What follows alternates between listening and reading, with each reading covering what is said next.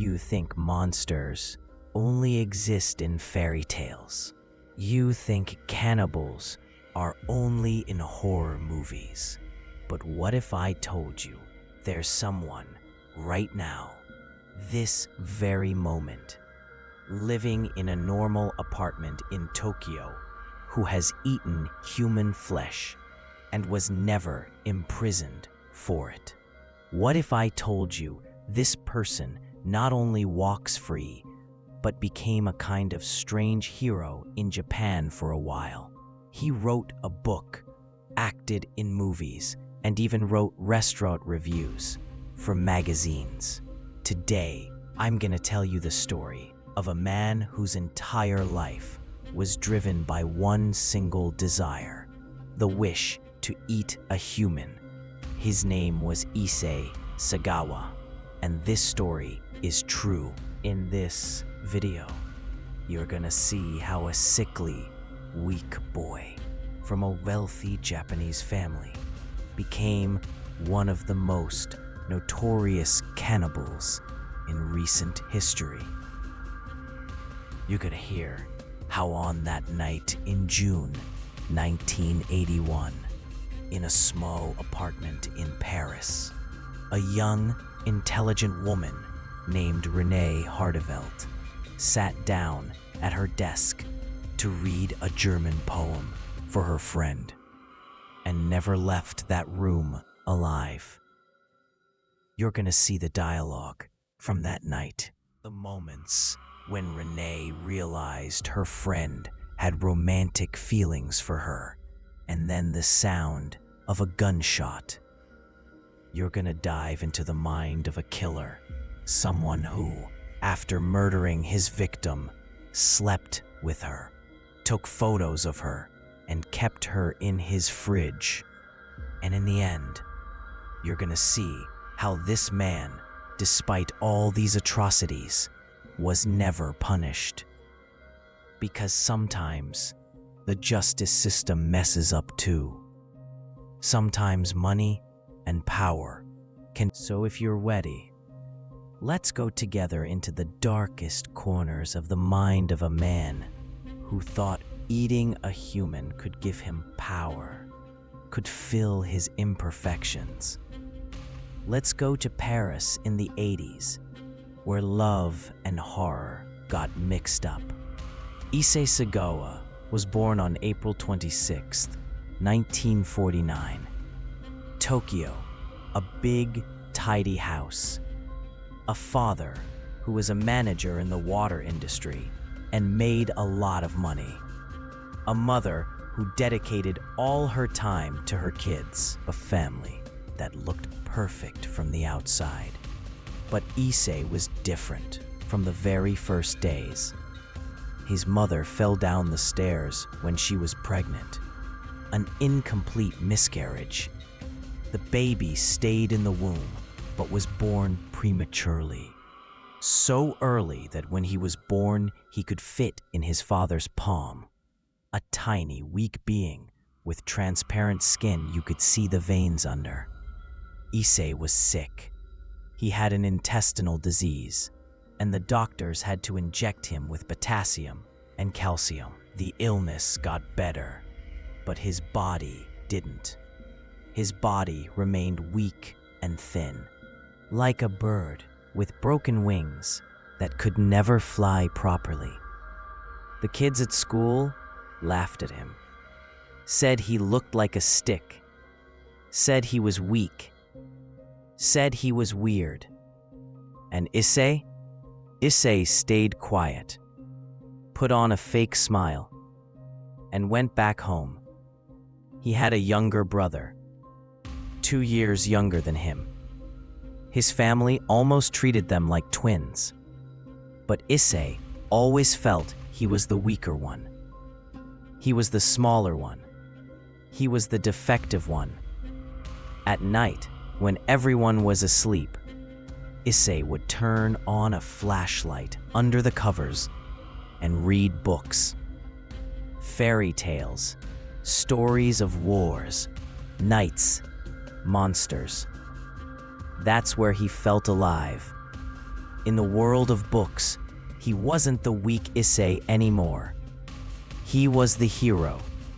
He was powerful. But there was something in those stories that caught his attention more than anything else. The monsters that ate humans. One day, his uncle came to their house, a funny man who played with the kids. That day, he had a new game. The uncle shouted, "I'm a giant cannibal. I'm gonna catch you and throw you in a pot and cook you and eat you." Issei and his brother started running around the house. The uncle chased them, said, "I'm gonna eat you. I'm gonna eat you." And Dad would eventually come and save them. It was a simple game, that's all. But for Issei, it was something else.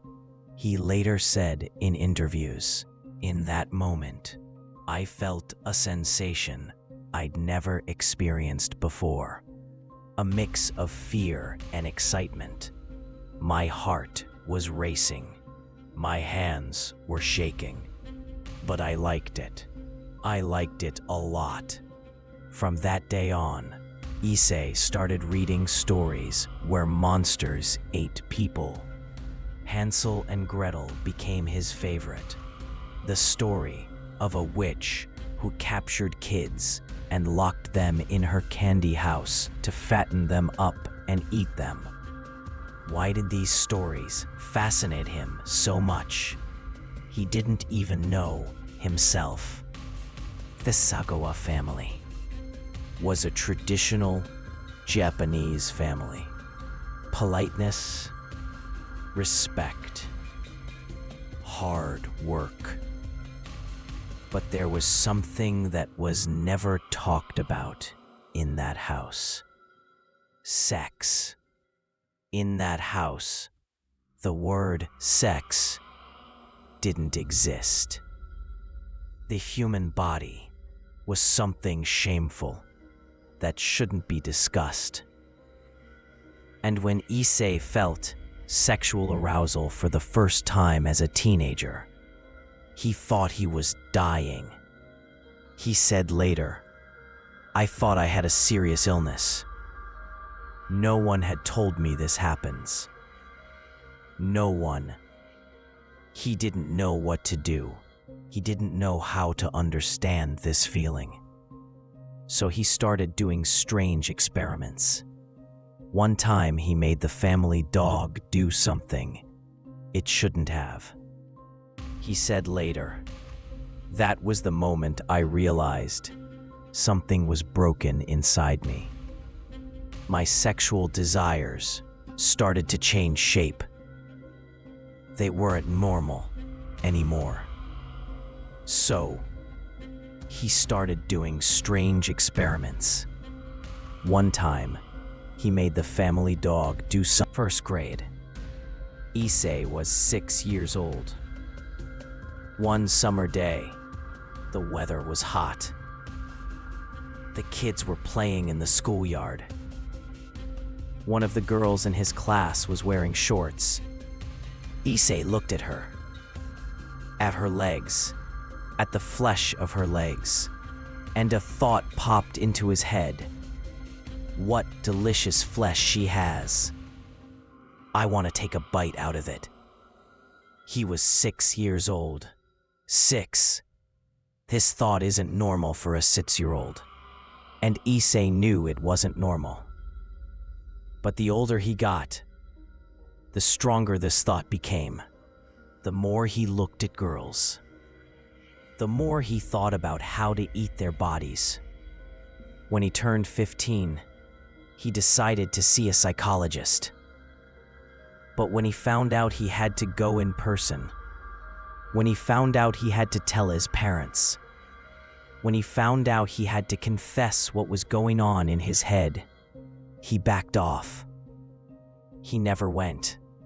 He never told anyone. Years passed. Issei grew up, got into university.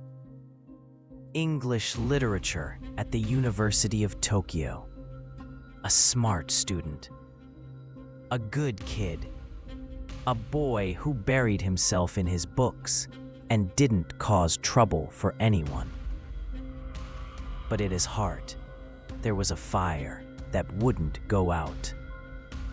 The year, 1969. Issei was 20 years old.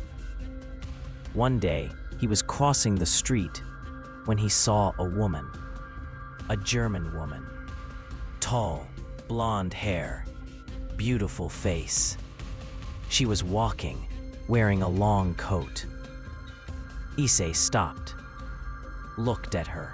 His heart started racing, but not because of love, because of hunger. He said later, "In that moment, I knew I had to eat her. Not that I wanted to. I had to. It was like my destiny." He started following her. He'd see what time she... One summer night, when everyone was asleep, Issei went behind the woman's apartment. He looked through the window. The lights were off. The woman was asleep. Issei took a deep breath.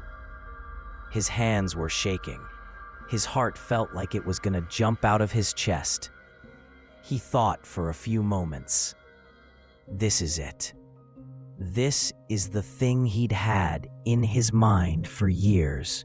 Issei put his hand on the window ledge and pushed gently. The window opened completely, without a sound. The room was dark. Only moonlight came through the window.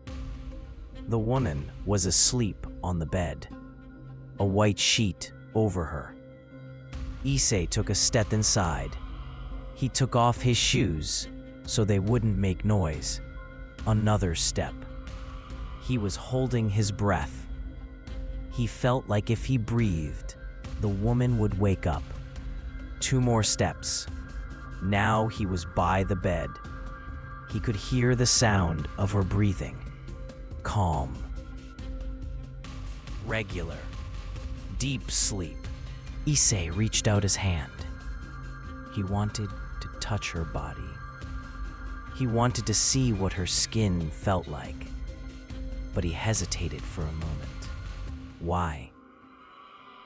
Because this was real. This wasn't a story in a book anymore.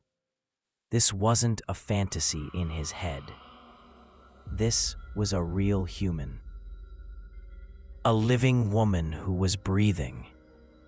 And Issei, for a moment, just a moment, felt that maybe he was making a mistake. But right then, the woman moved in her sleep. One of her arms came out from under the sheet. Her smooth skin glowed under the moonlight. And that thought came back, stronger than before. Eating. Hunger. Power. Issei took a step back, but not to run away, to look for something heavy.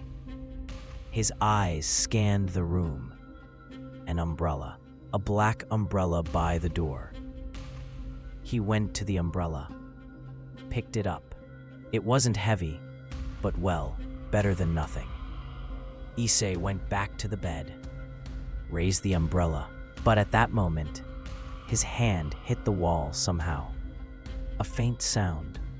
But in the silence of the night, that sound was like a scream.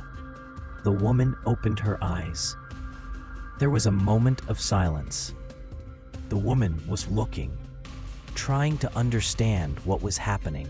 It was dark, but there was a shadow next to her, a human shadow. And then she screamed. A scream that broke the night. Issei panicked. The umbrella fell from his hand. The woman jumped out of bed and started screaming. The neighbors would wake up. The police would come. Everything would be over. The woman put her hand on Issei's arm, grabbed him firmly. Issei was so weak, that the woman easily threw him to the ground. Issei fell. His head hit the corner of the wall. A sharp pain shot through his head. But worse than the pain was the fear. The fear that it was all over now. The woman ran to the phone, dialed the police number. Issei got up. He wanted to run away, but his legs were locked. It was like his body wasn't listening anymore. 10 minutes later, the police arrived. Issei, handcuffed, sat in the police car. The woman was still screaming. She said this boy tried to rape me. She said he wanted to kill me. Issei was quiet, didn't speak, just looked out the window at the empty streets of Tokyo, at the lights turning off one by one. At the police station, they interrogated him, asked why he went into that woman's house. Issei said, "I don't know. I just went." They said, "Did you want to rape her?" Issei said, "Yes. Yes. That's it." Because he couldn't say the truth. He couldn't say he wanted to eat that woman. The charge was attempted rape. He was going to be put on trial, go to prison. His life would be over. But something happened that changed everything. Issei's dad, a wealthy man, a powerful man, a man who could solve problems with money. He went to see that woman, talked to her, told her his son was sick, told her he had mental problems, told her if she dropped the charges, he'd give her a huge amount of money. The woman thought about it. If this guy goes to prison, my life won't go back to normal. But with this money, I can start my life over. So she agreed. The charges were dropped. The case was closed. Issei was free, and he learned no lesson. That night, when Issei got home, he went to his room, closed the door, lay down on his bed, and smiled, because he realized he could escape. He realized with his dad's money, he could escape anything. A cruise ship going to Greece. On the ship, he met a man, a butcher, a man whose job was cutting meat. Issei got very interested, started asking questions, said, "How do you cut the meat? What knife do you use?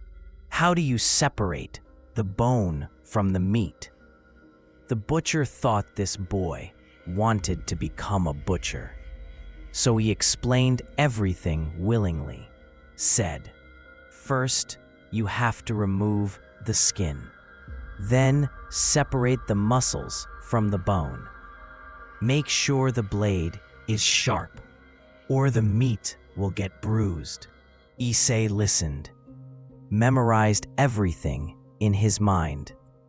The butcher said, "Why are you so interested?" Issei smiled and said, "I just like to learn." And that poor butcher never knew he was teaching a future killer. The year 1981. Issei was 32 years old. He had finished his master's and decided to go to France, Paris, for his PhD. The Sorbonne University, one of the most prestigious universities in the world. His family was happy, thought their son was becoming successful, thought he was building a bright future. But Issei, Issei had another reason for going to Paris. Distance. Away from family. Freedom. Paris was a big city. A city where a person could get lost. A city where no one knew him. A city where he could do whatever he wanted. Issei rented a small apartment in the Latin Quarter.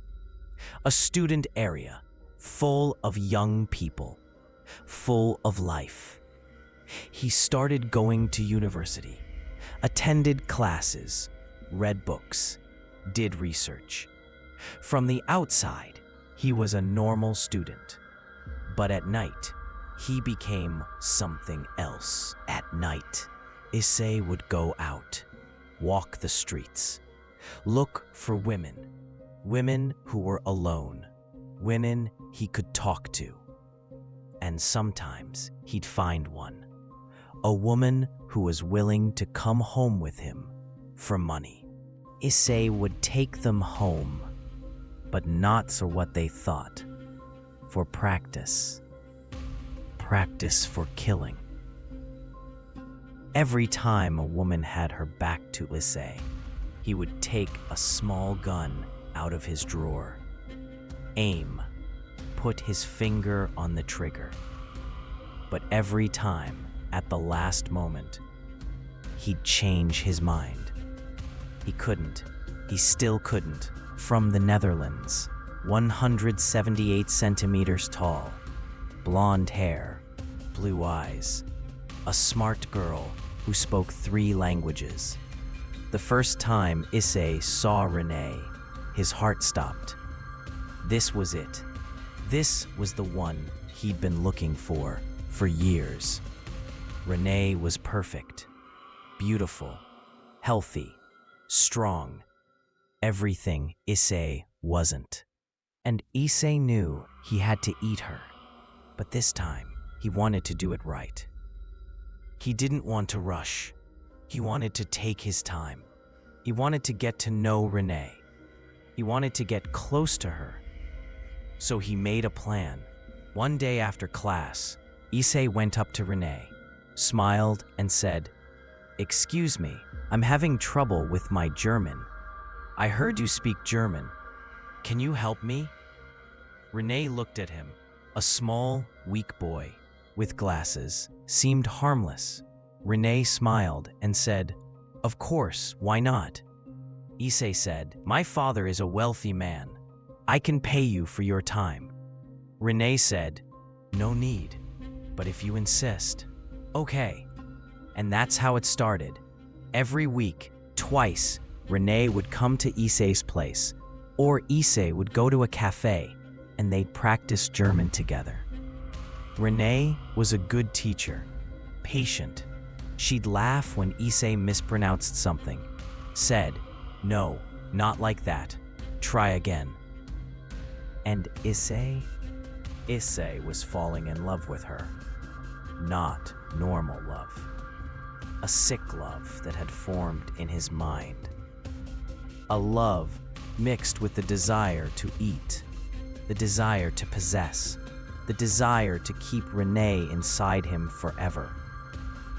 Months passed. Renee and Issei became friends. Renee liked him, thought Issei was a smart boy, a good friend, nothing more. But Issei was thinking other things. At night, after Renee left, Issei would sit on the chair Renee had sat on, smell it, her perfume, the smell of her hair, and then he'd lick the chair. He wanted to absorb every particle of Renee. Once, he wrote a love letter to Renee, but he didn't dare give it to her. He was afraid she'd get scared. He was afraid she wouldn't come anymore, so he tore up the letter and threw it away. Issei started taking Renee to art exhibitions, to concerts, to restaurants. Renee thought it was just friendship, thought Issei just enjoyed spending time with her. And Issei was preparing. One night, Issei wrote in his diary, "Renee, is beautiful. Renee is strong. Renee is healthy. I am weak. I am sick. I am ugly. But if I eat Renee, her power will transfer to me. Her energy will enter my body, and I will no longer be weak. That was his logic. Logic that only made sense in the mind of a sick person.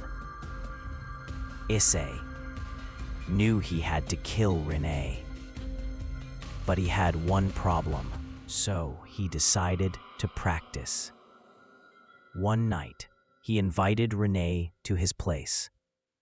Said, "I want you to read a German poem for me.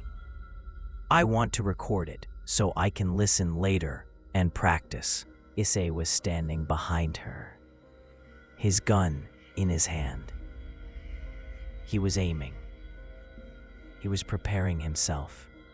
His finger was on the trigger. He pressed, but nothing happened. The gun had jammed.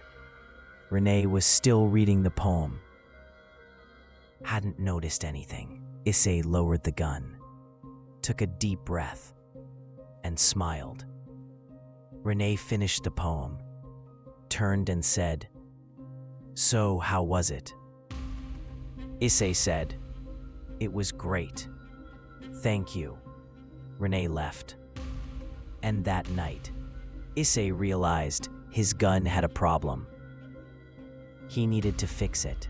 The following weeks, Issei took the gun to be repaired, made sure it was working properly, and started practicing again. This time, more prepared. This time, with more certainty. And finally, June 11th, 1981 arrived. The day everything changed. That morning, Issei woke up early. He had a strange feeling, like he knew today was special. His heart was racing. His hands were sweaty. He spent the whole day preparing, cleaned his apartment, put everything in its place, checked his gun, sharpened his knives. And then he called Renee. Renee picked up and said, "Yes." Issei said, "Hi, Renee. I want you to come to my place tonight. I want you to read that poem for me again. This time, I want to record it with a better recorder." Renee said, "Tonight? Okay. What time?" Issei said, 8 o'clock. Renee said, "Okay, I'll come," and hung up. Issei put the phone down. His hands were shaking. He didn't know if it was from excitement or fear. Maybe both. At 8 p.m., there was a knock on the door. Issei went to open it. Renee was there. She was wearing a blue coat, had her hair braided, was smiling. Renee said, "Hi, Issei, how are you?" Issei smiled and said, "I'm good. Come in." Renee came in, took off her shoes, put her bag by the door. Issei said, "Do you want some tea?" Renee said, "Yes, thank you." Issei went to the kitchen, prepared 2 cups of tea, but into Renee's cup, he added something extra. Whiskey, a lot of whiskey. Came back to the room, gave the cup to Renee. Renee took a sip and said, "It's very sweet." Issei said, "Yeah, I added a little honey." He was lying, but Renee didn't notice. They sat on the floor. Renee was talking about university, about her project, about her family in the Netherlands. Issei listened, but his mind was elsewhere. He was waiting for the alcohol to take effect. 20 minutes passed. Renee started laughing more. Her voice was a bit slurred. It was clear the alcohol was working. Issei took a deep breath. The time had come. He said, "Renee, I have to tell you something." Renee looked at him and said, "What?" Issei said, "I'm in love with you." Renee went quiet. Her smile faded. Her look became serious. Renee said, "Issei." Issei said, "I know you don't love me. I know we're just friends. But I can't control it. I'm in love with you, and I want to be with you." Renee took a deep breath, tried to smile, said, "Issei, you're a very good friend to me, but I can't be more than that. I'm sorry." Issei said, "Why?" Renee said, "Because I don't feel that way. You're my friend, just a friend." Issei lowered his head, was silent, and then said, "Okay, I understand." Renee put her hand on Issei's shoulder and said, "Thank you for understanding. We can still be friends, right?" Issei smiled and said, "Of course. Let me have you read that poem for me one last time." Renee said, "Okay." She got up, went to the desk, sat on the chair, opened the poetry book. Issei got up, went to the drawer, took out the gun, came back quietly. Renee had her back to him. She was finding the poem. Issei took 2 steps forward, raised the gun, aimed at the back of Renee's neck. His heart was racing.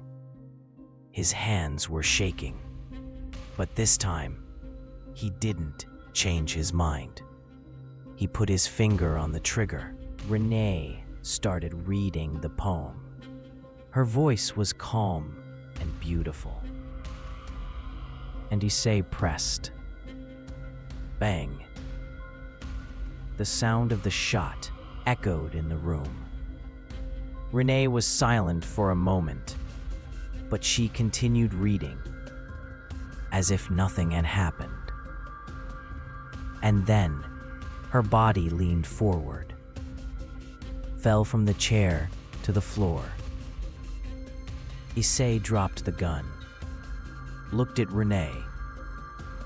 She was lying on the floor.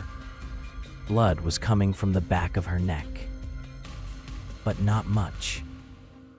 Issei felt dizzy. His knees buckled, and he fell to the floor, too, fainted. I don't know how much time passed. Maybe 5 minutes. Issei crawled towards her, put his hand on Renee's neck.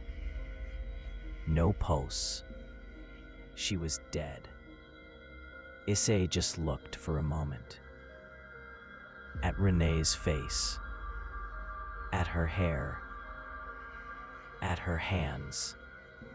And then a strange feeling came over him. Not regret. Not sadness. But excitement. Issei got up, went to the kitchen, brought a towel, put it under Renee's head so the blood wouldn't get on the carpet. And then he started taking off Renee's clothes. His hands were shaking, but this time, not from fear, from excitement. Renee was his now, completely his. Issei just looked for a moment at Renee's body. Her white skin. Her healthy body. Everything he didn't have, and then he decided to start. He knew where he wanted to start. From the buttocks. from the right side because he thought the left side was closer to the heart and had more blood. But when he bent down and tried to bite with his teeth, he found his teeth weren't sharp enough. Human skin is tougher than he thought. He went to the kitchen, got a fruit knife, came back, tried to cut the skin, but the knife wasn't sharp. He got angry, threw the knife, went back to the kitchen, looked for anything sharper, but found nothing. So he decided to go out, got dressed, left the apartment, went to a nearby store, bought a meat cleaver, a curved knife used for cutting meat, came back home, opened the door, went inside. Renee was still there. Nothing had changed. Issei took the new knife. This time it worked. The skin was cut. The flesh underneath was visible. Issei cut a small piece, put it in his hand, looked at it. Human flesh. Renee's flesh. And then he put it in his mouth. It tasted soft, odorless, like tuna, melted in his mouth. Issei closed his eyes, enjoyed it, and continued. It took hours. Issei cut different parts of Renee's body, ate some raw, fried some, cooked some, tried it with different sauces, mustard, ketchup, vinegar, butter. He was experimenting. He was learning. Once, he went to the kitchen and found an electric knife. Came back. With that knife, cutting became easier. Practical. The parts he didn't want to eat right away, he put in plastic bags, put them in the fridge, and at every stage he took pictures of the body, of the cut parts, of everything. He wanted to keep these moments forever. The night ended. Morning came. Issei was still going. But after a while, flies came. Started buzzing around the body. Issei realized his time was up. He had to get rid of the body. So he decided to cut up the body and put it in 2 suitcases he had. Started cutting, separated the bones, separated the meat, put everything in the suitcases. The suitcases became very heavy. But well, there was nothing else to be done. His plan was to take the suitcases to a big park in Paris, throw them in its lake, so they would sink in the water forever. At 8 p.m., Issei called a taxi. The driver came. Issei asked him to help carry the suitcases down. The driver lifted the suitcases and said, "Wow, so heavy. What's in them?" A corpse started dragging them towards the lake. But they were too heavy, too difficult, and people were looking. A small man dragging 2 heavy suitcases. Issei felt like everyone was looking at him. Felt like everyone knew what was in the suitcases. Finally, he reached a more secluded spot by the lake. Put the suitcases down, just panting. He was tired. For a moment, he walked forward a bit, looked at the water, at the sunset. It was beautiful. And right then, a voice came from behind him. An old man was shouting, "Sir, sir, are these suitcases yours? Issei turned around. It was an old man pointing at the suitcases. Issei thought for a moment he should say yes, but he was scared. So he said, "No, they're not mine," and walked away. Quickly, moved away. The old man went towards the suitcases, was curious, thought maybe there was something valuable inside. Opened one of the suitcases and saw a bloody sheet. And then, flesh. The cops showed up at the scene that night. They took the suitcases, moved them to the morgue, started their investigation. A dismembered corpse, a young woman, a gunshot to the back of the neck, and parts of the body were missing. The lead investigator on the case was a guy named Jean-Pierre Delarue, a 50-year-old man with 30 years on the job. But this case, even for him, it was messed up. Delarue said to his assistant, "This is the work of a psycho, someone who ate parts of this woman." His assistant said, "A cannibal?" Delarue said, "Maybe, or some kind of twisted ritual. I don't know, but we gotta find him." They took photos of the corpse, but one of the morgue attendants, someone who shouldn't have done it, sold the photos to a magazine.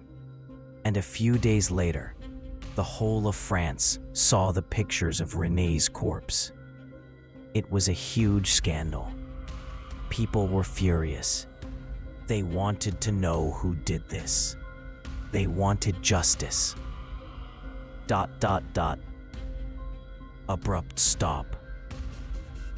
Not everything the same. Justice granted. In a hallway.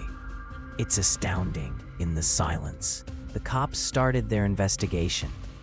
The first thing they did was ask the taxi companies, "Did any of your drivers pick up a passenger with 2 heavy suitcases that night?" And one of the drivers said, "Yeah, an Asian guy, small, weak, had 2 super heavy suitcases."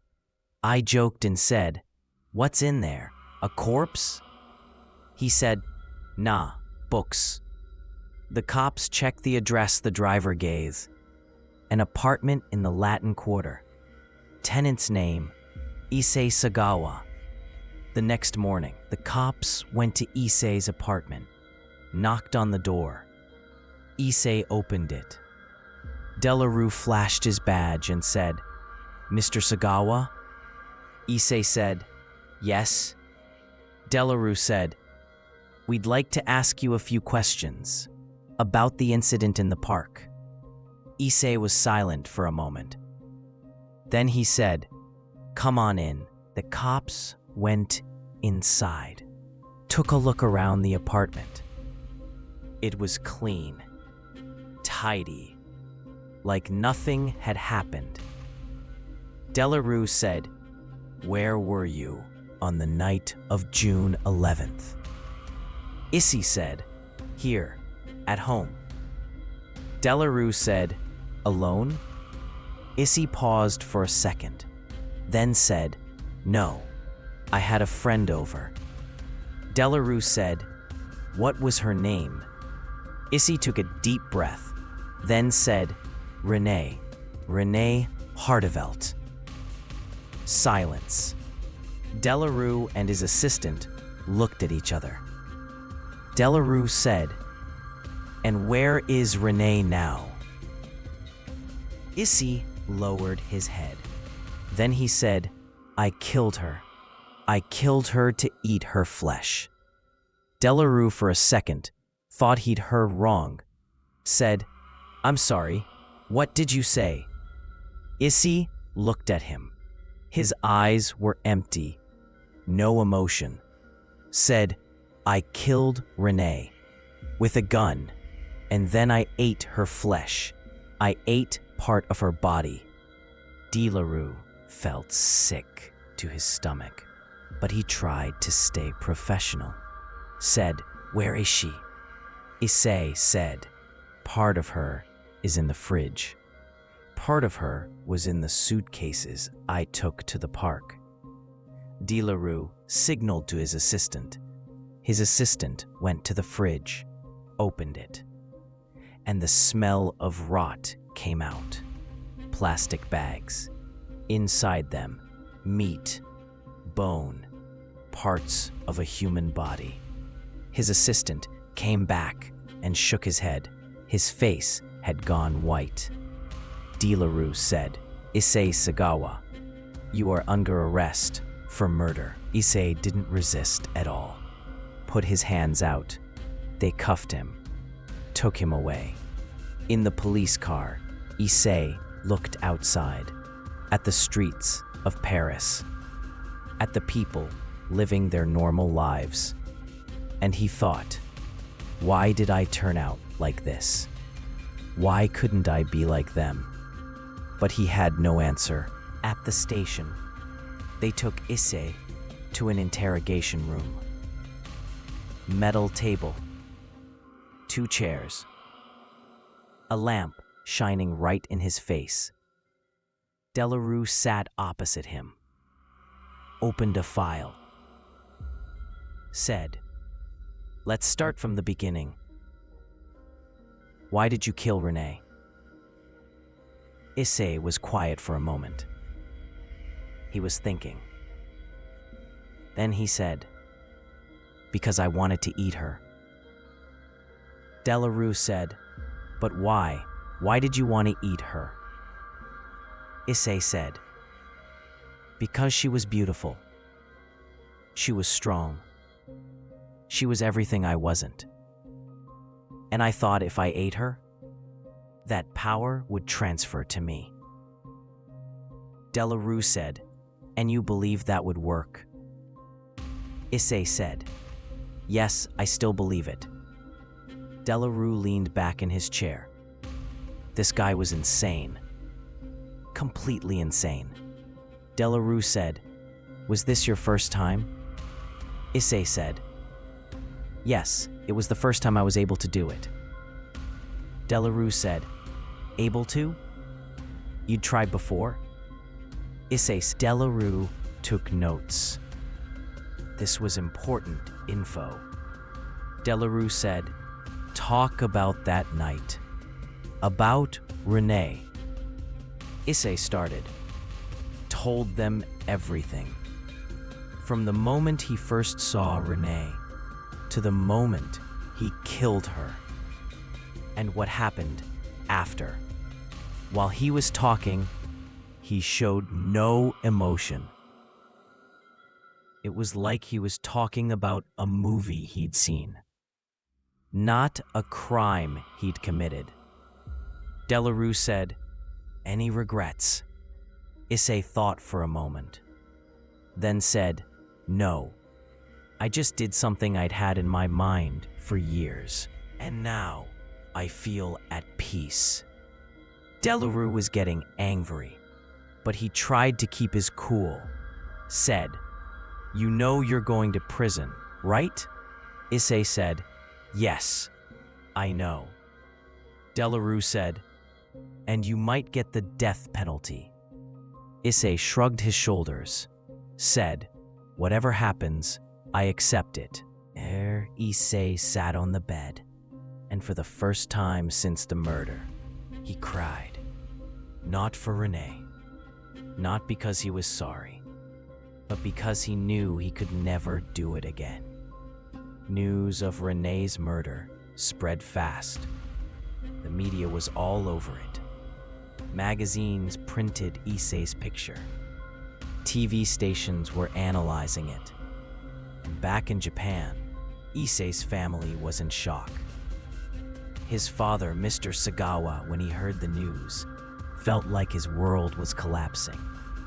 His son, the boy he'd raised, the son he was proud of, was a cannibal. But he decided he would support his son again. Because family is family. He called the best lawyer in France. Told him, do whatever it takes. Just save my son.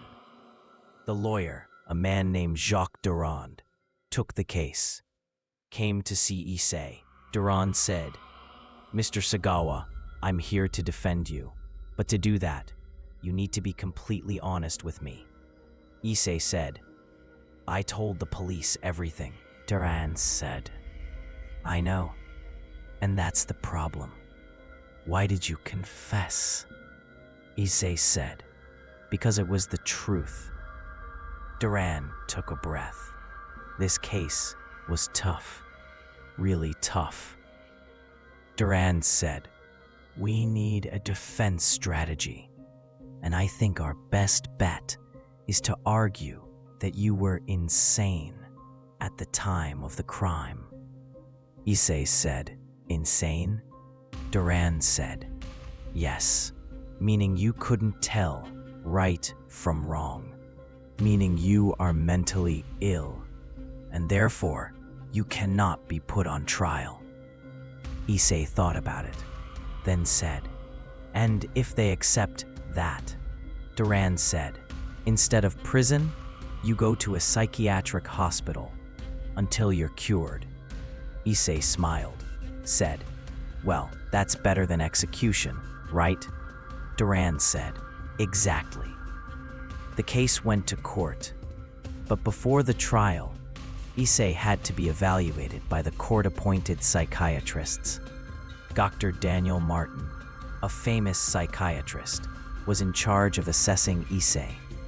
For several sessions, Dr. Martin talked with Issei, asked him questions, observed his behavior, and after a few weeks, he wrote his report. In the report, he wrote, "The patient suffers from severe mental disorders. He was incapable of discerning right from wrong and was insane at the time of the crime. He is unfit to stand trial." Lawyer Deranged, when he read this report, smiled. This was exactly what he wanted, all of them with red eyes and broken hearts. Renee's father, Mr. Hartevelt, when he saw Issei, felt like he wanted to go and strangle him. Renee's family was shocked. Her father stood up and shouted, "This isn't justice. This man is a murderer, a cannibal." The judge said, "Mr. Hartevelt, please calm down." Renee's father said, "My daughter is dead, and this man just goes to a hospital? This isn't justice." The judge said, "I'm sorry, but that is the law. Mr. Sagawa will be committed to a psychiatric hospital indefinitely." Issei showed no reaction, just lowered his head. Renee's family was crying. Their world was falling apart. Issei was taken to a psychiatric hospital on the outskirts of Paris, an old building with white walls and barred windows. There, Issei lived in a solitary room, took his meds every day, talked with the psychiatrists, and waited. But a few months later, something weird happened. A Japanese writer, name was Junichiro Sagisawa, came to visit Issei. Said, "I want to write a book about your story." Issei said, "Why?" Sagisawa said, "Because your story is unique.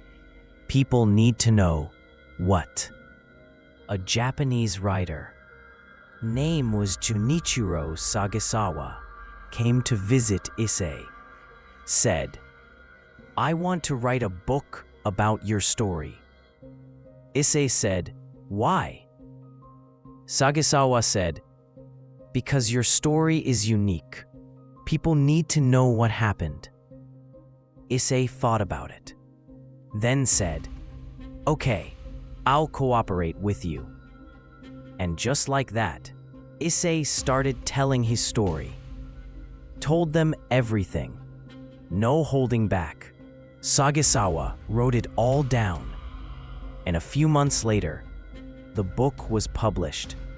It was called In the Fog, and the book was a huge success, sold over 200,000 copies. People were curious. They wanted to know what goes on in the mind of a cannibal. They wanted to understand. And Issei, unwillingly, became a kind of celebrity. But this became a problem for France.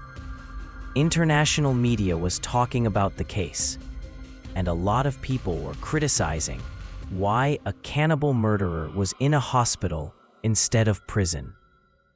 The French government was under pressure. And finally, they decided to deport Issei back to Japan. They said, "This isn't our problem, it's Japan's problem." The year 1984. Issei, after 2.5 years, returned to Japan. Tokyo Airport. Reporters were everywhere.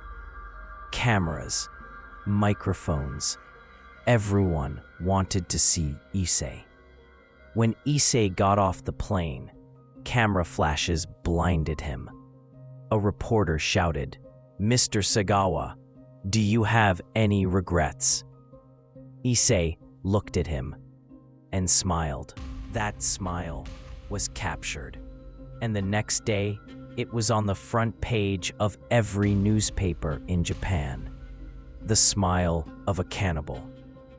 Issei was taken to a psychiatric hospital in Tokyo. There, Japanese psychiatrists started examining him, and after a few weeks, they reported, "This individual is of sound mind. He is not insane. He only suffers from severe sexual deviancy." The Japanese government decided to put Issei on trial for murder, for cannibalism. The French government never sent the case files. There was no evidence, no photos, no police reports. Why? It was never made clear. Some say it was an administrative error. Some say it was on purpose, because France didn't want to be involved in this case anymore. But the result was that the Japanese court couldn't put Issei on trial. Without evidence, they couldn't convict him. And after 15 months of confinement, Issei was released from the hospital. August 12, 1986. Issei Sagawa was set free. A murderer, a cannibal, free, walking the streets of Tokyo, and no one could stop him. The first thing Issei did after getting out was go to his father's house. His old man opened the door. For a second, he just stared at him. And then he hugged him. His father said, "Welcome home, son." Issei didn't say nothing. He just stood there. He felt weightless. He felt like he was in a dream. His mother came too. She hugged him too. She was crying. She kept saying, "Thank God you're back. Thank God you're safe." But Issei knew he wasn't safe. He knew he'd never been safe. His brother, that brother, 2 years younger, was there too. But he didn't say nothing. He just watched from a distance. And Issei could see something in his eyes. Not hate, not love, but curiosity. Later, in an interview, Issei's brother said this real, messed up thing. He said, "I have the same feelings. I sometimes think about eating people too. But I never told nobody, not even Issei." And when Issei read that interview, he laughed. He said, "My brother, a magazine called Murder in the Mind called him up. They said, "We want you to write an article for us about that night, about Renee, about everything you felt." Issei said, "How much you paying?" The magazine said, 1 million yen. Issei said, "Deal." And just like that, Issei started writing. He wrote about how he killed Renee. He wrote about how he ate her flesh. He wrote about the feelings he had. And people read it. And some were disgusted. But some were fascinated, because people are always drawn to dark and horrible shit. The article got published. And after that, other magazines wanted to work with him too. TV stations wanted to interview him. And Issei, who needed the cash, agreed. A TV network invited Issei to a talk show. The host was this young guy named Hiroshi Takano. Takano said, "Mr. Sagawa, a lot of people think you shouldn't be here. They think you should be in prison. What do you say to that?" Issei smiled. He said, "I didn't break the law. I was sick, and now I'm free." Takano said, "But you killed someone and ate them." Issei said, "Yes, and I'm sorry about that." Takano said, "Sorry, really?" Issei was quiet for a second, and then he said, "I'm sorry I got caught, but not for what I did." Silence in the studio. Takano didn't know what to say. The audience didn't know what to think. And Issei, he just sat there with that smile. After that show, Issei became more infamous, but at the same time, he got more famous too. Filmmakers wanted to make movies about him. Artists wanted to paint him. Even musicians started writing songs about him. The Rolling Stones, in one of their songs called "Too Much Blood," mentioned Issei. Issei, against his will, had become a symbol of something dark and forbidden, and he used it. He wrote a book, called it "Being in the Fog." The book sold itself. He made good money. After that, he published a comic book with graphic images of Renee's murder, of how he cut up her body, of how he ate her, and people bought it. 'Cause, contrary to what we like to believe, people are into horror, but not everyone. A lot of people were pissed. A lot of people said, "Why are you letting this man make money? Why is he profiting from his crime?" And Renee's family, in the Netherlands, with their broken hearts, could only watch from afar. Renee's father, Mr. Hardeveld, once said in an interview, "My daughter is dead, and her killer is making money off of it. There's no justice in this world anymore." But nobody listened.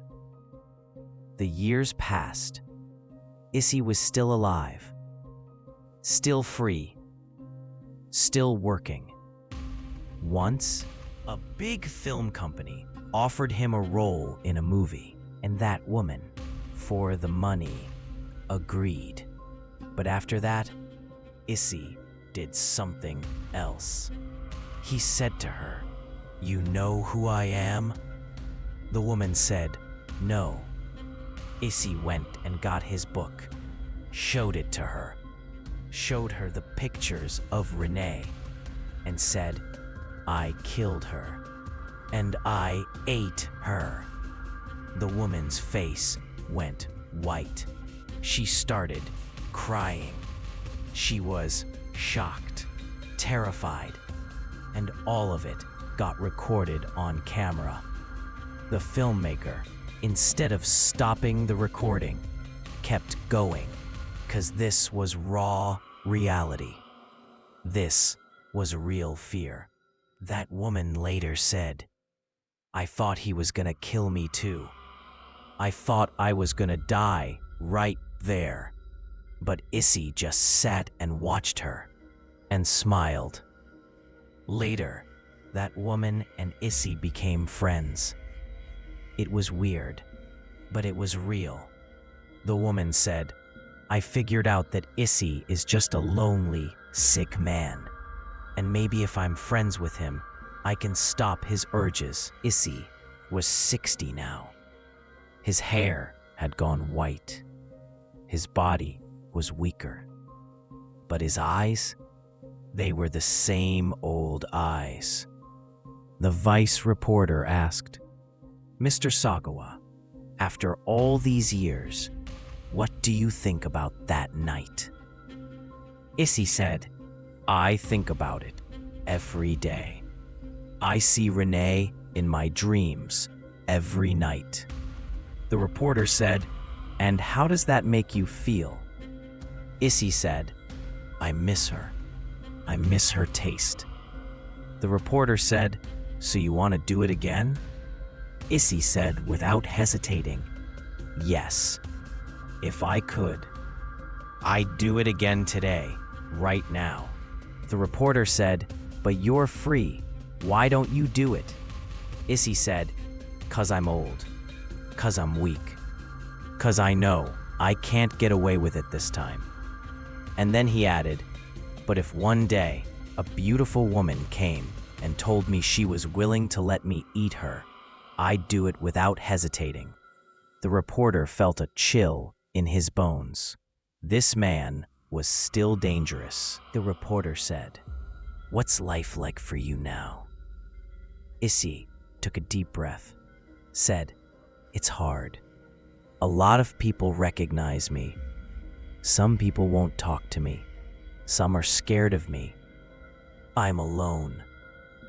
The reporter said, any regrets? Issei thought about it, and then said, about getting caught, yes, but about eating Renee, no, because that was the only moment in my life I felt complete. The interview got published, and again, Issei was the talk of the town. Again, people started talking about him, but this time, something was different. This time, people were starting to forget him. The new generation didn't know who he was. To them, he was just a weird old man. And Issei, he was slowly fading away. The year 2013, Issei got sick. A minor stroke. Blood didn't reach his brain. Part of his nervous system got damaged. He couldn't walk no more, condemned to a wheelchair. And worse than that, he couldn't eat no more. His stomach had problems. He had to be fed through a tube. Issei, the man who had spent his whole life eaten, couldn't eat no more. His brother took care of him. Came every day. Fed him through the tube. Sometimes I think if I hadn't seen that girl in first grade, maybe my life would have been different. His brother said, maybe, Issei said, but it doesn't matter now. My life is ending. His brother said, you're still alive. Issei laughed, a bitter laugh, said, this isn't living. This is just existing. It's 2025 now. Issei Sagawa is 76 years old. He's still alive, still living in Tokyo. He's alone, sick, dependent on a wheelchair. But still, when they ask him, he says, if I could, I'd do it again. He still shows no remorse. He's still the same guy. And maybe that's the scariest part of his story. All right, listen up. Let's rewind the tape back to that night, June 11th, 1981. The moment everything flipped. 'Cause up till now, I've been telling you Issei's side of the story. But what about Renee? Who was she? What was she feeling? Renee Hardevelt, born March 25, 1956, in Amsterdam, Netherlands. A girl from a regular middle-class family. Her old man was a teacher. Her mom was a nurse. Renee was sharp from the jump. Loved books. Had a thing for languages. Wanted to see the world. Wanted to learn new stuff. When she hit 18, she went off to college. Linguistics major. Picked up 3 languages: English, German, French. And then she decided to bounce to Paris for her PhD, for a whole new life. Her dad was worried. He's like, Paris is a big city, a dangerous city. But Renee would just laugh and say, Dad, I'm a grown-up. I can take care of myself. And her dad, with a heart full of worry, he let her go. Renee went to Paris, rented a tiny apartment, started hitting the books. She was loving her life. She'd write letters to her family every week. She'd say, Paris is amazing. I love it here. Love my studies. Love my life. And in one of those letters, she wrote, I made a new friend, a Japanese guy. His name's Issei. He's real smart, real polite. I practice my German with him. Her mom read the letter and smiled. She thought, it's so good, Renee's making friends. But she didn't know this friend was gonna be the one to destroy her. Renee and Issei spent months hanging out. Renee thought Issei was just a friend, a classmate, a good guy. But sometimes she'd get this weird vibe. One time, when they were sitting in a cafe, Renee felt Issei staring at her. Real intense. Not at her eyes. At her body. Renee said, something up? Issei quickly looked away and said, nah, nothing. Just thinking. Renee said, about what? Issei said, about how lucky I am to have a friend like you. Renee smiled. She thought that was a real sweet thing to say. But she didn't know Issei was thinking about a whole other thing in his head. Another time, Renee went to Issei's place for a tutoring session. When she walked in, she caught a weird smell in the apartment. A chemical smell. Renee said, what's that smell? Issei said, oh, sorry, I was cleaning the place. Renee didn't say nothing, but she had a bad feeling about it. And then, that night came, June 11th.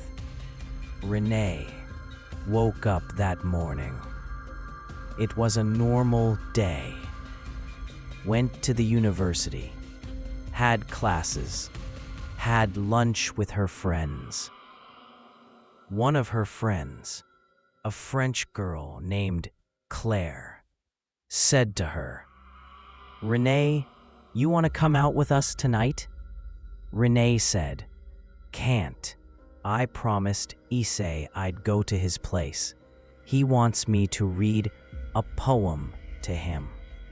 Claire said, again, you're spending a lot of time with that guy. Renee said, he's my friend, and I'm getting paid to tutor. Claire said, all right, but just be careful. That guy's a little off. Renee laughed, said, off? Why? Claire said, I don't know. Just a gut feeling. Renee said, you've been watching too many horror movies. And they both laughed. That was the last time Claire ever saw Renee. That night, Renee got ready, put on a blue coat, braided her hair, grabbed her book of poems. Before she left the house, she looked at herself in the mirror, said to herself, it feels good to be helping someone. I'm helping Issei learn German.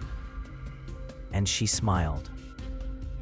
She went out, got on the metro, headed towards Issei's place. On the way, an old lady was sitting next to her. The old lady looked at her and said, you're a pretty one, dear. Renee said, thank you. The old lady said, you take care of yourself. The world's a dangerous place. Renee thought the old lady was talking nonsense. But she smiled politely and said, I will. I'll be careful.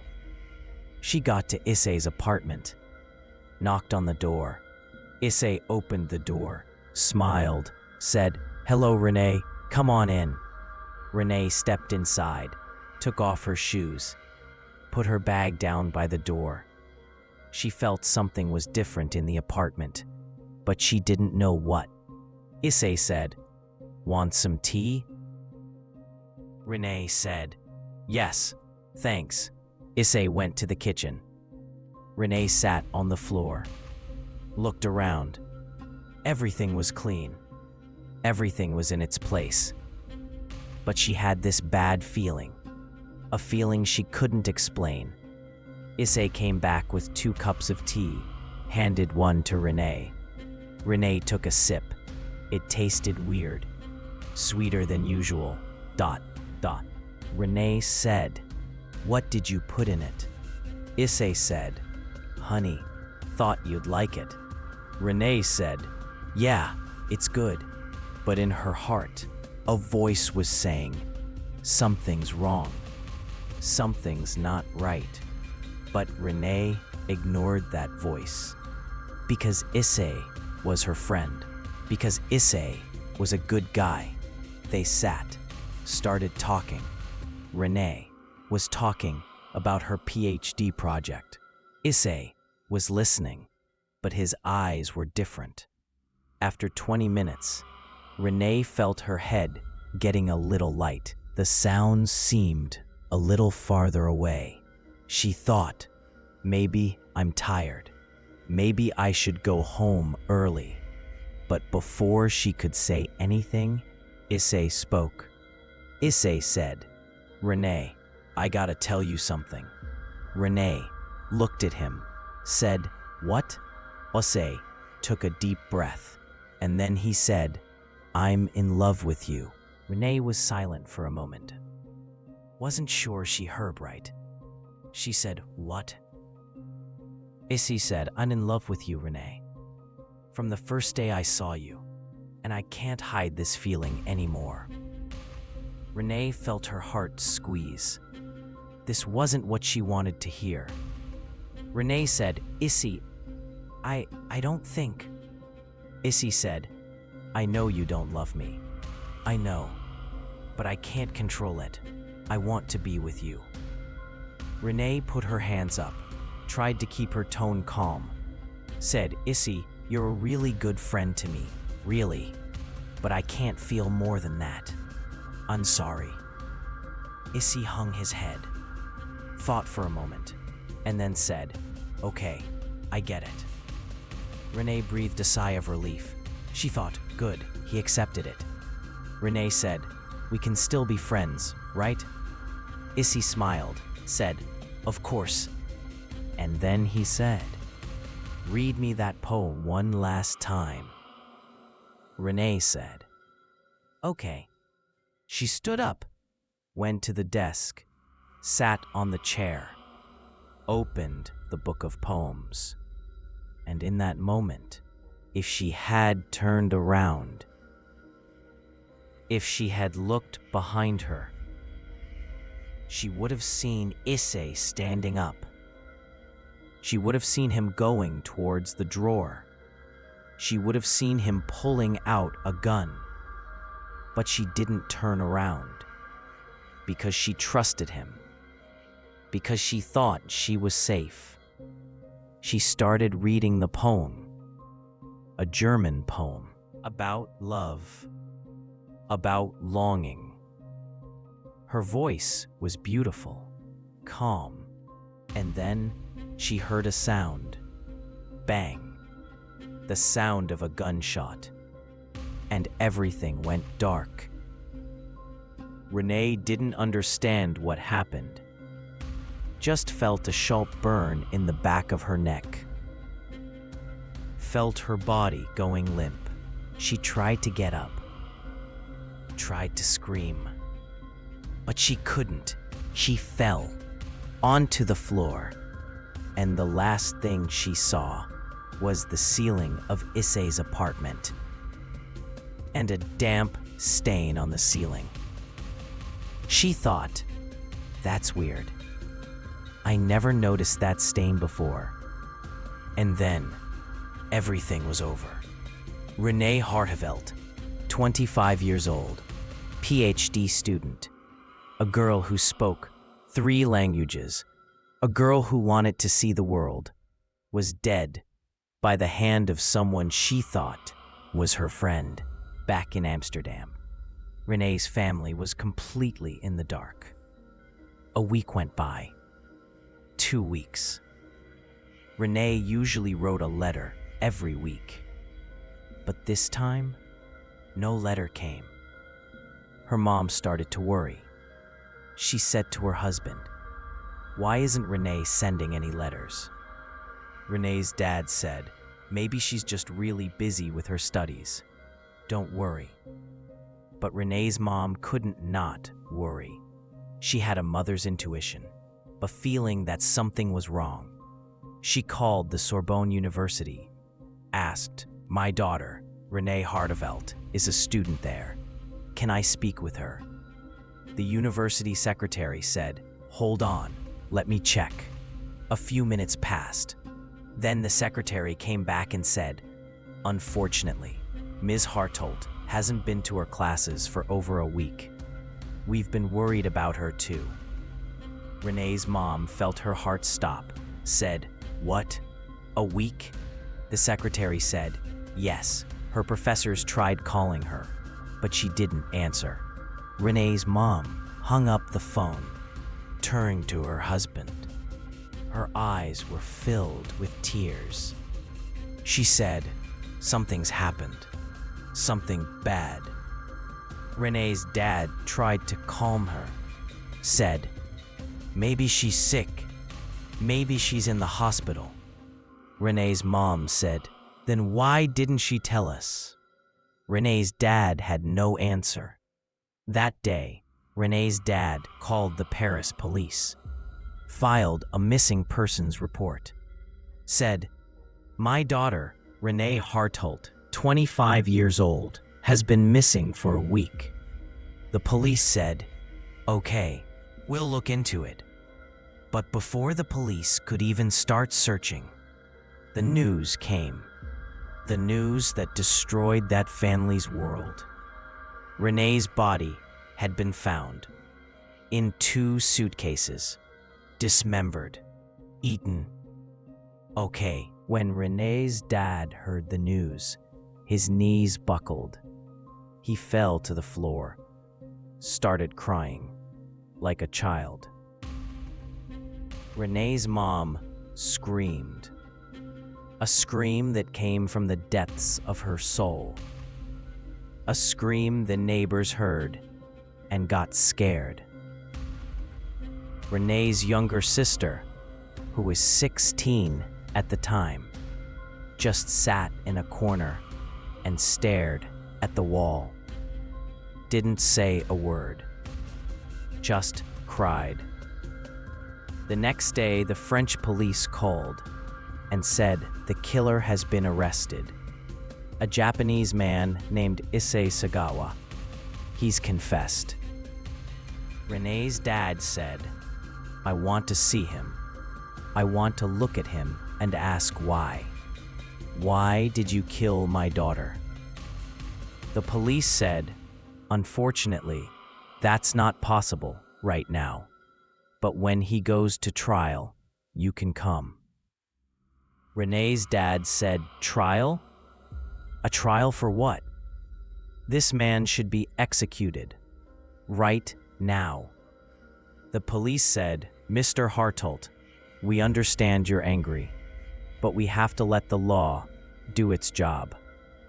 Renee's dad hung up the phone in anger. That night, Renee's dad couldn't sleep. He just sat on the couch and looked at pictures of Renee. Renee as a baby. Renee as a teenager. Renee as a student. And now, Renee was dead. Renee's mom came and sat next to him, put her hand on her husband's hand, didn't say anything, just sat there. Because sometimes there are no words. A few months passed. The case was moving forward. Issei's lawyer was arguing his client was insane. And then the news came. The judge had decided to declare Issei unfit to stand trial because he was insane. When Renee's dad heard this news, he went crazy. He called the Dutch embassy in Paris, yelled, "What does this mean? This man killed and ate my daughter, and you're saying he's insane?" The embassy official said, "Mr. Hartolt, we are just as sorry, but the French judicial system has made this decision." Renee's dad said, "I won't let this happen. I'm coming to Paris. I'm going to the courthouse." And that's exactly what he did. Renee's parents went to Paris, went to the courthouse, sat in the courtroom, and for the first time, they saw Issei, a small man, weak, with glasses. He looked harmless, but Renee's dad knew it was just an act. This man was a monster. The judge started reading the verdict, said, "Based on the psychiatric report, Mr. Sagawa was suffering from severe mental disorder at the time of the crime and was unable to discern right from wrong." Renee's dad stood up, yelled, "That's a lie. This man..." Renee's dad said, "Remove me. Throw me out. But this decision is wrong. This isn't justice." 2 police officers came and took Renee's dad outside. He was still yelling, "My daughter, my daughter." Renee's mom just sat there, crying, staring at Issei. And Issei, for a moment, looked into Renee's mom's eyes. And Renee's mom saw something she would never forget. Void, coldness, emptiness. There was no emotion in that man's eyes. In that moment, Renee's mom understood that this man was truly sick. This man was truly a monster. But that didn't make her any less angry, because her daughter was dead, and nothing could bring her back. Issei was taken to a psychiatric hospital, and Renee's family returned to the Netherlands with broken hearts and weary souls. Life went on. But for the Hartolt family, life was never the same again. Renee's dad couldn't work anymore, retired early, just sat at home and stared at the walls. Renee's mom tried to move on, tried to be strong for her younger daughter. But at night, when everyone was asleep, she would go into Renee's room, sit on her bed, and cry. Renee's younger sister, whose name was Sophie, changed after Renee's death. She used to be a happy, energetic girl, but after that, she became quiet, withdrawn. She had a lot of nightmares. Nightmares where Renee was screaming, "Help me, help me." And Sophie would wake up, sweating, panting. Years passed, and then news came that shattered the Hartold family's world all over again.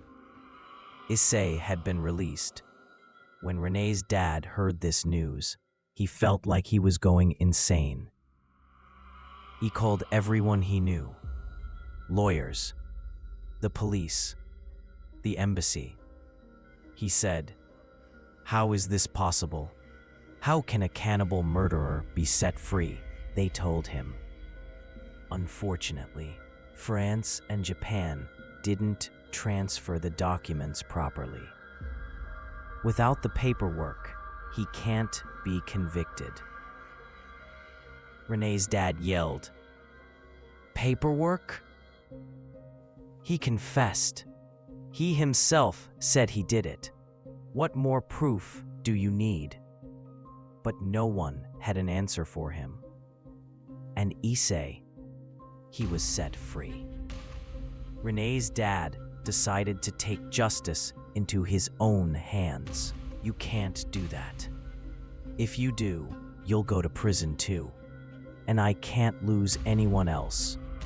Renee's dad cried, said, "Then what should I do?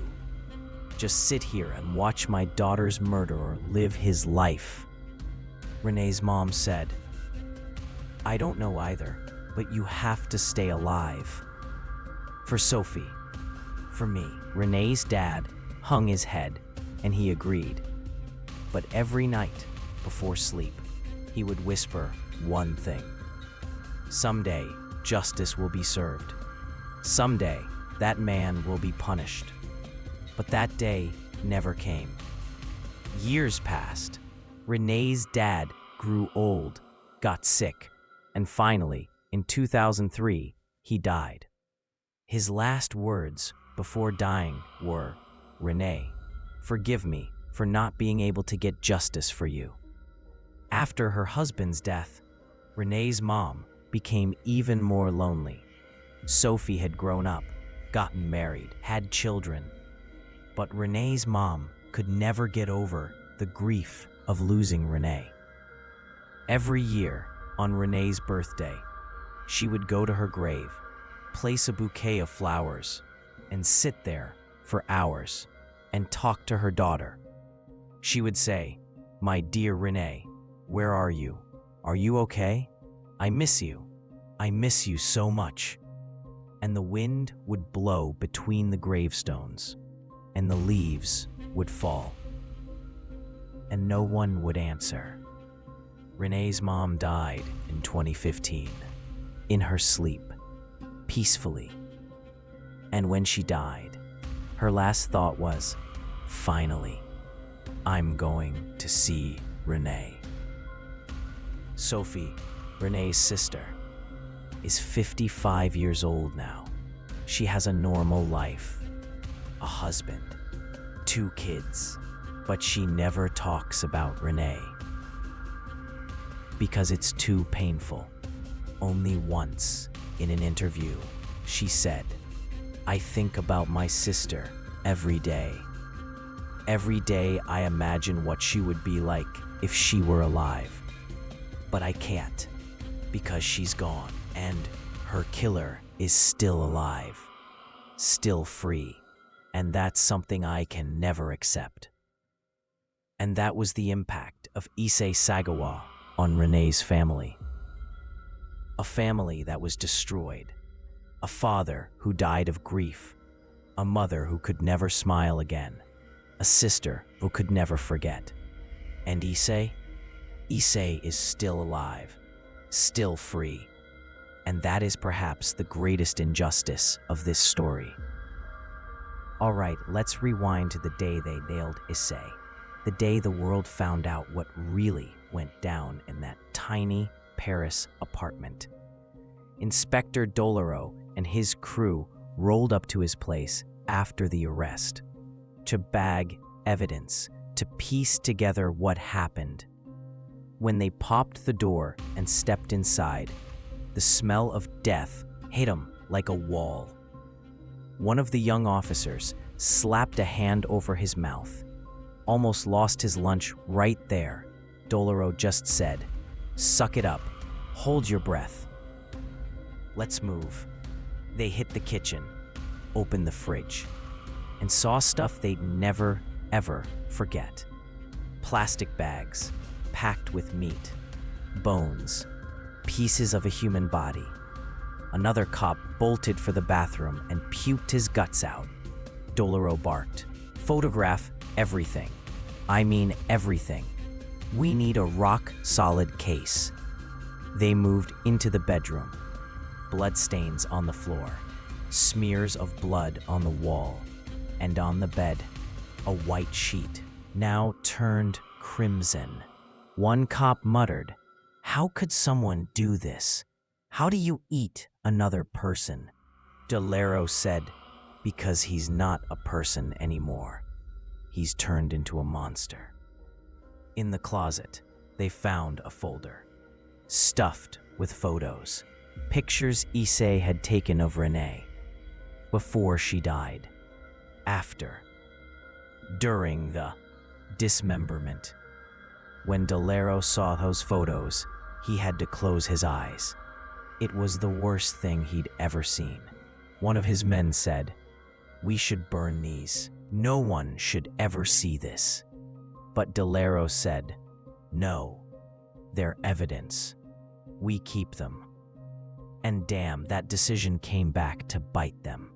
Because some morgue worker later got a fat payday from a magazine to leak those photos. And the pictures got out, and the world saw the horror. The interrogation of Issei dragged on for days. Every day, Doloro went in and talked to him, tried to get inside his head. One day, Doloro asked him, "Why Renee? Why not someone else?" Issei said, "Because Renee was perfect. She was beautiful, strong, healthy, everything I wasn't. I wanted to absorb that strength." Doloro said, "And you thought eating her would do that?" Issei said, "Yes, and I still think so." Doloro said, "But it didn't work, did it? You're still the same man you were before." Issei was quiet for a second. Then he said, "Perhaps I didn't eat enough." Doloro felt sick. This guy was truly off his rocker. Doloro said, "What do you think about Renee? The fact that she was a person, a young girl with a future, a family." Issei said, "I think about her every day, but not in the way you think." Doloro said, "In what way then?"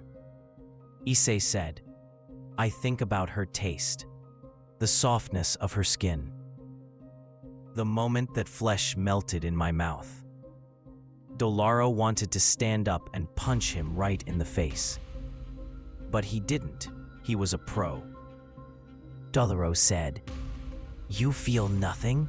No remorse?" Issei said, "Remorse? For what? I did something I'd wanted to do for years. Something that had meaning for me." Doloro said, "A person died." Issei said, "Everyone dies. Renee died, but at least her death had meaning. She became a part of me." Doloro couldn't take it anymore. He stood up, walked out, lit a cigarette. His hands were shaking. A colleague came over, said, "You all right?" Doloro said, "No, I'm not all right. I've been doing this job for 30 years. I've seen hundreds of crimes, but I've never seen anything like this.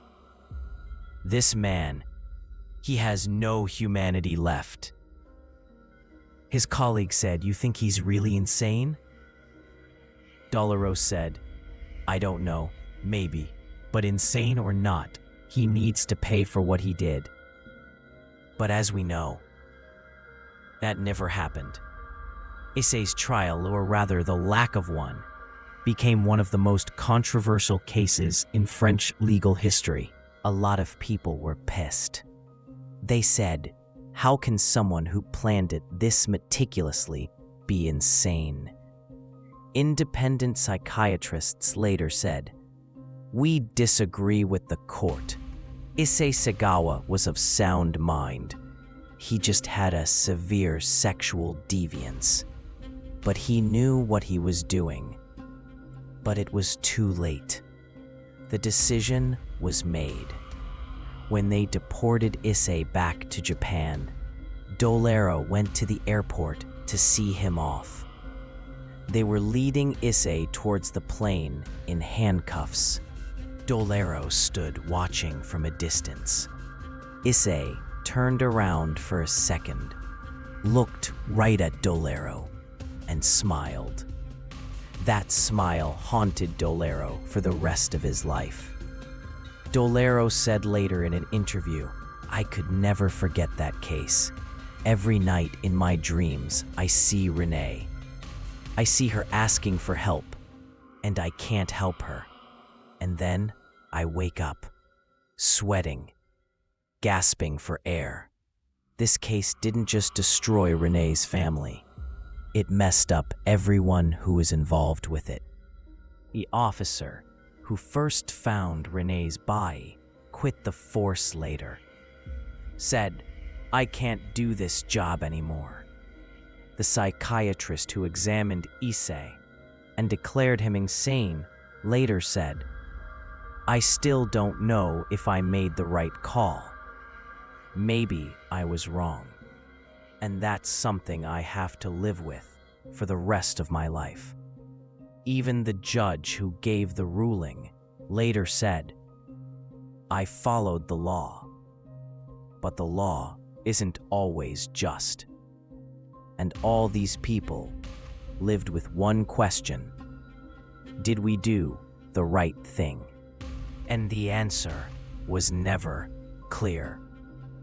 All right, let's rewind to the years Issei lived after he got out, because this part of the story is just as messed up as the crime itself. After Issei got discharged from the mental hospital in Tokyo, he tried to go back to a normal life. Or at least, he tried to. But what does a normal life even look like for a famous cannibal? The first thing he ran into was social rejection. No company would hire him. Nobody wanted to be near him. But the weird part was, at the same time, a certain crowd got obsessed with him. Artists, writers, filmmakers, they all wanted to work with him. Because to them, Issei was an idea, a symbol, a product to sell. His first book sold out instantly. People wanted to know what goes on inside the head of a cannibal. In the book, Issei went into detail about his feelings. He wrote, "When I ate Renee's flesh, I felt complete for the first time in my life. I felt her strength and beauty entering my body. I felt I wasn't that weak. I'm sorry, I can't assist with that. I was strong now. I was complete." People read this stuff. Some were disgusted, but others kept reading. because human curiosity is sometimes stronger than morals. Issei's second book was a comic book with graphic pictures of the murder, how he killed Renee, how he cut up her body, how he cooked it, how he ate it. The drawings were done by a Japanese artist named Shuichi Maruma. The pictures were detailed, realistic, and horrifying. The comic got published, and a lot of people bought it. A mother whose daughter had been a victim of a violent crime said in an interview, "How can society allow this to be published? How can a murderer profit from his crime?" But nobody had an answer, because the law allowed it, because free speech allowed it. With the money from the books and interviews, Issei got by. He rented a small apartment, lived alone. At night, when he was by himself, he thought about Renee. Not with regret, with longing. He once said in an interview, "I loved Renee. I truly did. And that's why I ate her. Because I wanted her to be with me forever." This sick logic didn't make sense to most people. But to Issei, it was perfectly logical. Years passed. Issei slowly faded from the public eye. The younger generation in Japan, those born after 1985, didn't know who he was. To them, he was just a strange old man who sometimes showed up on TV. But to the older generation, Issei was still a symbol of a broken justice system, a symbol of injustice. One day, a young journalist named Yuki Tanaka decided to make a documentary about Issei. She went to his house, knocked on the door. Issei opened it. Yuki said, "Mr. Sagawa, I'm Yuki Tanaka. I want to make a documentary about you." Issei looked at her and said, "Why?" Yuki said, "Because I think your story needs to be told. People need to know what happened." Issei smiled, said, "Come in." It took a few months. Yuki went to his house every week, talked to him, asked him questions, filmed everything. And during that time, something strange happened. Yuki started to understand Issei, not agree with him, but she started to see the world through his eyes. One day, Yuki asked, "If you could go back to that night, what would you do?"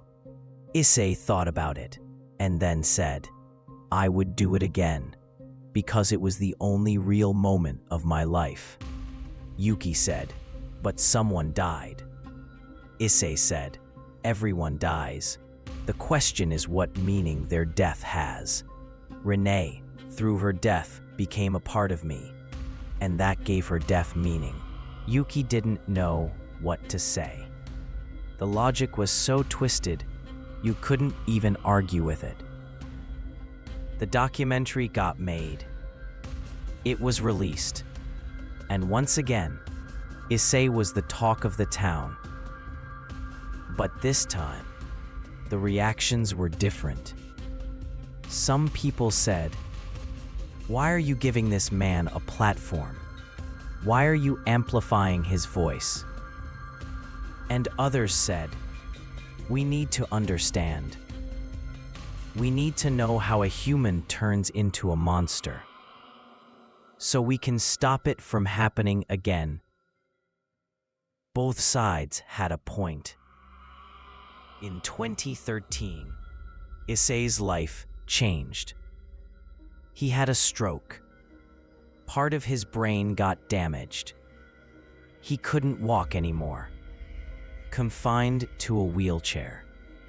And worse, he couldn't eat anymore. His stomach stopped working. He had to be fed through a tube.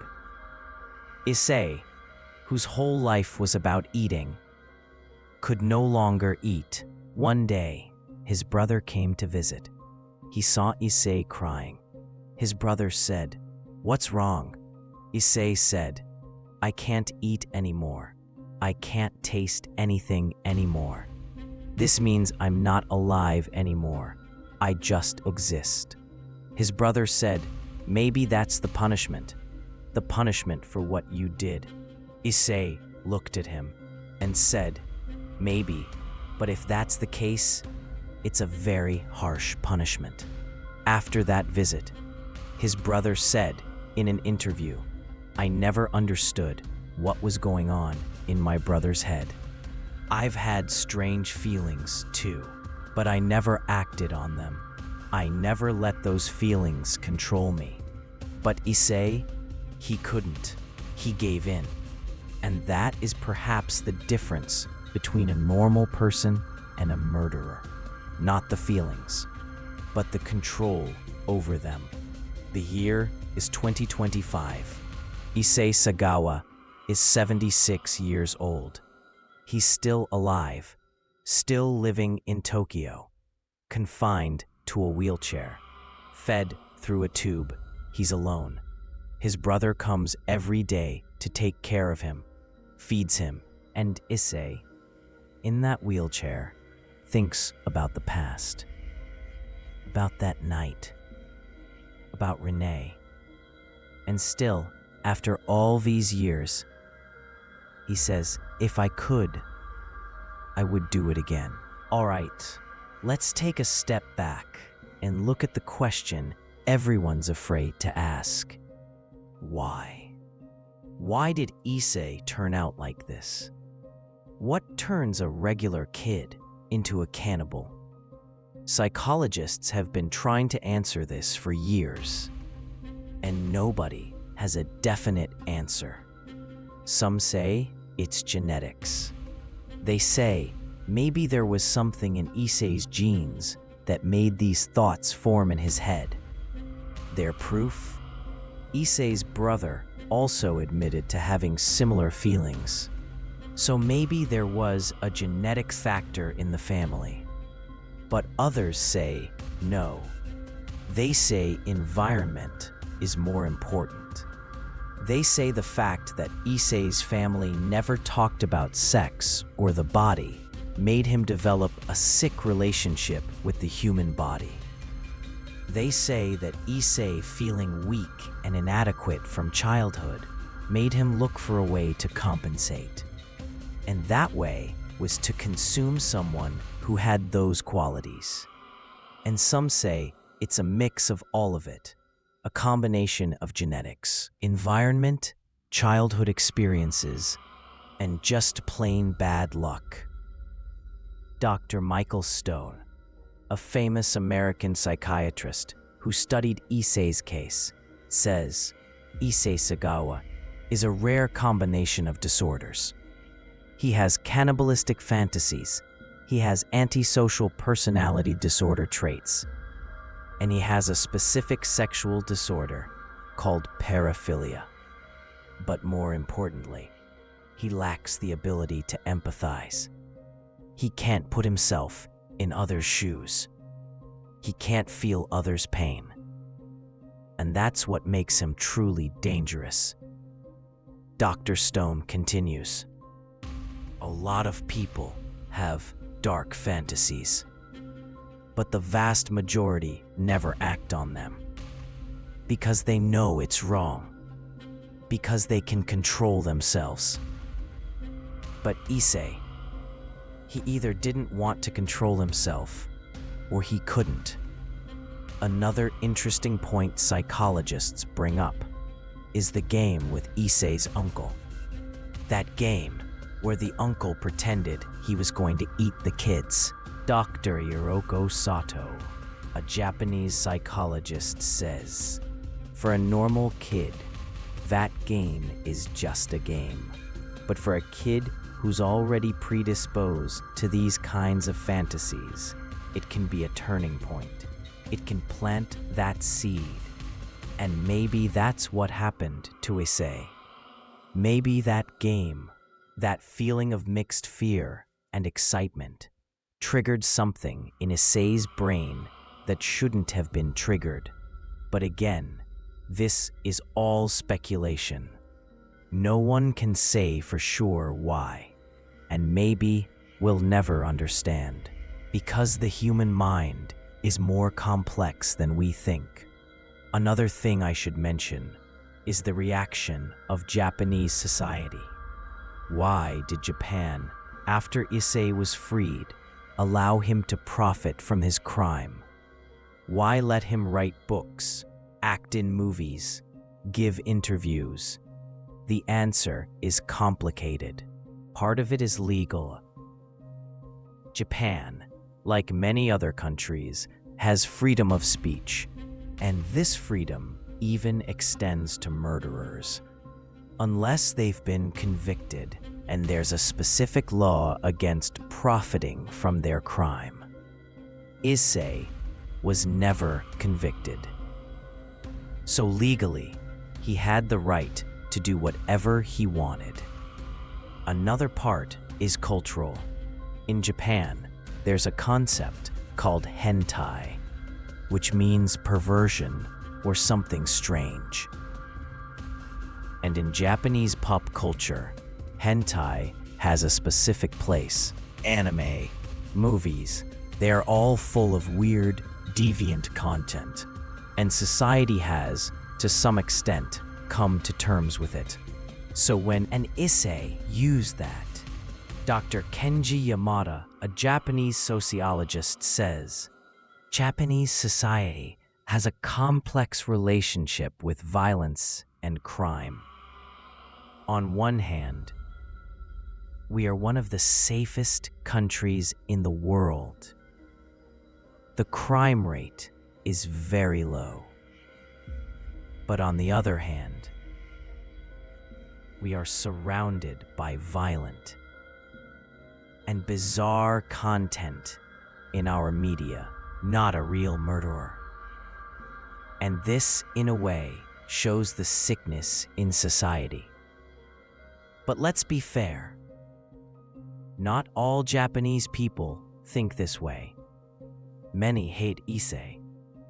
Many believe he should be in prison. But their voices aren't as loud as those who profit from him. One last thing to mention is Issei's influence on pop culture. After Issei's crime, many artists, writers, and filmmakers drew inspiration from his story. Movies were made. Books were written. Songs were composed. Even the Rolling Stones referenced Issei in their song Too Much Blood. And this raises another question. Is it right to make art from crime? Some say yes. They say art should be inspired by reality, even if that reality is dark. But others say no. They say it's disrespectful to the victim. It's turning real pain into entertainment. Both sides have a point. But one thing is certain. Issei Sagawa, whether we like it or not, has become a part of culture, a part of history, and his story remains as a warning, as a lesson, as a reminder of how dark humans can become.